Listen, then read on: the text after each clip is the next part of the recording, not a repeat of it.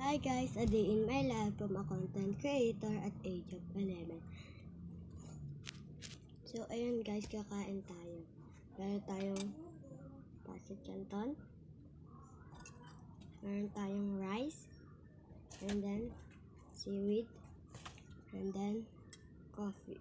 Yan. Yan.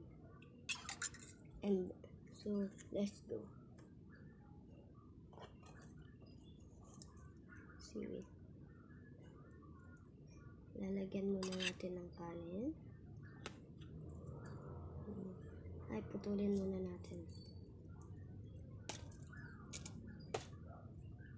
Seaweed. And then, pancit canton. Ganito tayo kasarap guys.